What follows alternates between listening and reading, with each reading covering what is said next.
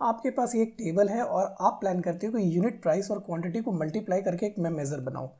क्या करूं? मेज़र। आप ध्यान देना, तो आप इसके लिए सिंपली मेज़र पे क्लिक करते हो, आप लिखते हो टोटल सेल्स और यहाँ पे आप टाइप करते हो यूनिट।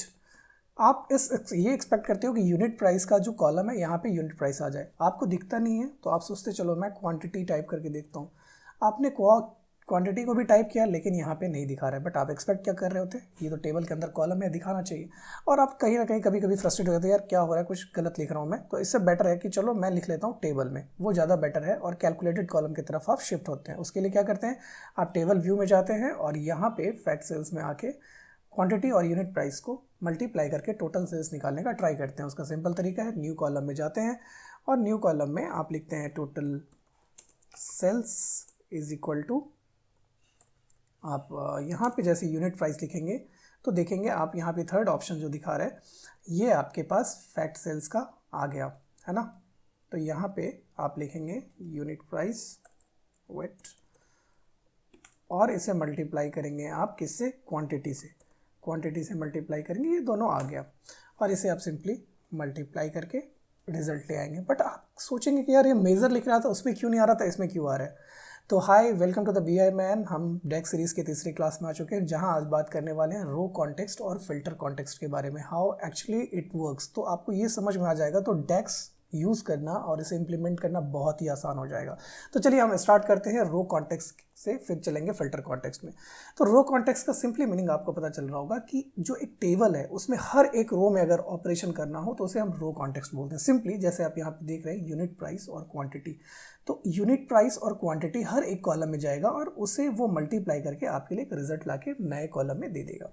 यहीं पे लेट्स से मैं एक और कॉलम क्रिएट करता हूँ और मैं कहता हूँ इसे कि आप मुझे एक न्यू सेल्स ला के दो, ठीक है, जहाँ पे मुझे क्या करना है ना, रीजन जो आईडी ये आप देख रहे हैं इसमें जिसका एक आईडी हो या नंबर 2 आईडी हो, बस उसी का आप सेल्स करके दो, बाकी आप किसी को मत करो कैलकुलेट। तो आप क्या करोगे, यहाँ पे लिखोगे सम और टोटल सेल्स अभी आपने निकाला है तो ये टोटल सेल्स आ गया और इसे ब्रैकेट क्लोज करके आप एक फिल्टर अप्लाई करते हो। फिल्टर क्या करते हो, रीजन आईडी जो लिखा है आपने, region ID is equal to आप लिखते हो लेट्स से 2 और इसे क्लोज करते हो।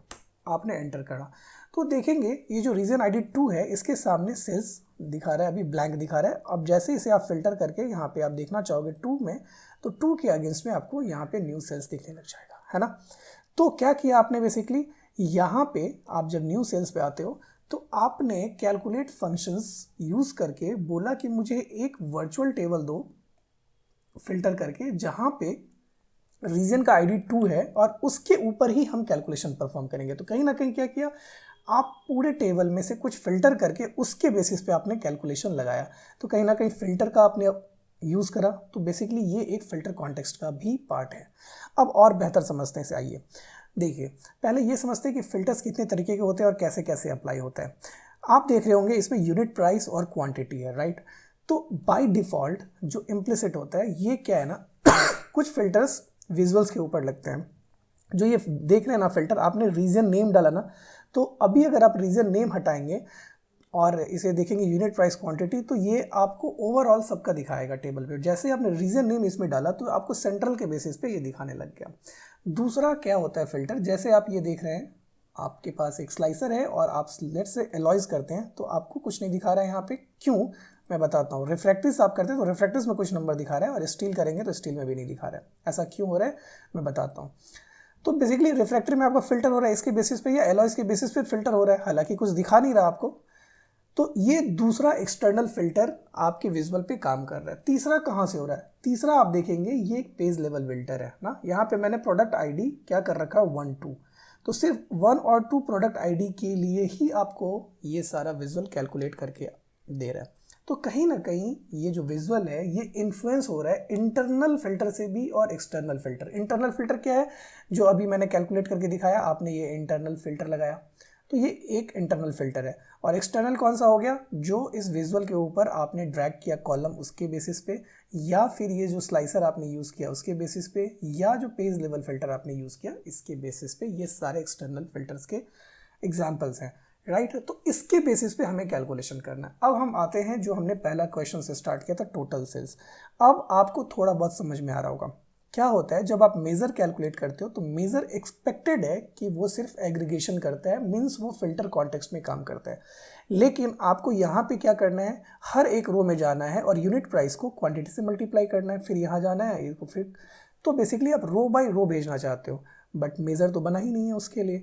आपको उसको बताना पड़ेगा, नहीं आप एक काम करो, आप टेबल में जाओ और इस टेबल में रो बाय रो कैलकुलेशन करके फिर मेरे लिए एक नया टोटल सेल्स का लेके आओ।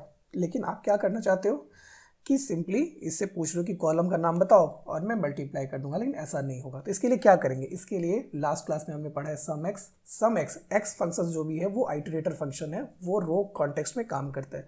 तो हमें रो पे जाना है, तो रो कॉन्टेक्स्ट में काम करने के लिए कौन सा फंक्शन यूज़ करते हैं, एक्स फंक्शन यूज़ करते हैं। तो यहाँ पे हम अगर सम एक्स फंक्शन यूज़ करेंगे और टैब करेंगे तो अब पूछ रहा है टेबल का नाम, तो टेबल का नाम आप दे दो फैक्ट सेल्स।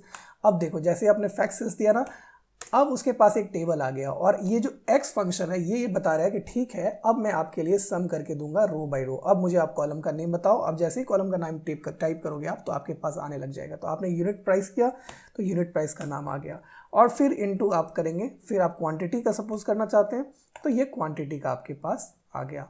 अब इसे आप ब्रैकेट क्लोज करेंगे और इसे ओके करेंगे तो आपके पास ये रिजल्ट लाके दे दिया टोटल सेल्स, और इसे आप ड्रैग करेंगे इसमें तो आपके पास यहाँ पे टोटल सेल्स का वैल्यू लाकर दे दिया, राइट। तो आई होप कि आपको इस चीज़ का बहुत अच्छा से क्लैरिटी मिला होगा और आपको ये भी पता चला होगा कि रो कॉन्टेक्स्ट और फिल्टर कॉन्टेक्स्ट का मतलब क्या है, कैसे ये काम करता है, ठीक है। तो इसको आप एक बार दो बार देखो और अपने अकॉर्डिंग इसे अप्लाई करो तो आपको और बेटर क्लैरिटी पता चलेगा। और ये इसलिए मैं कह रहा हूँ कि जब आगे हम डेक्स पढ़ने वाले हैं ना, कैलकुलेट फंक्शन जो कॉन्टेक्स्ट ट्रांजिशन के लिए काम करता है, या फिर हम बहुत हाई लेवल का भी is an scope, treat as, ये सब फंक्शन यूज़ करेंगे तो आपको पता होना चाहिए कि टेबल पे फिल्टर्स कैसे अप्लाई होते हैं और रो कॉन्टेक्स्ट क्या होता है और फिल्टर कॉन्टेक्स्ट में कैसे काम करता है। जब इन चीज़ों को आप दिमाग में रखेंगे उसके बाद अगर आप डेक्स अप्लाई करेंगे तो आप एक बहुत अच्छा डेक्स कोडर बन सकते हैं। तो मुझे लगा है कि आपने एंजॉय किया होगा और अगर किया है तो मुझे कमेंट में बताइएगा कैसा लगा ये वीडियो। फिर मैं एक नए वीडियो के साथ आऊँगा बहुत जल्दी नए डेक्स के साथ। तब तक के लिए keep learning, keep smiling, bye bye, take care, thank you.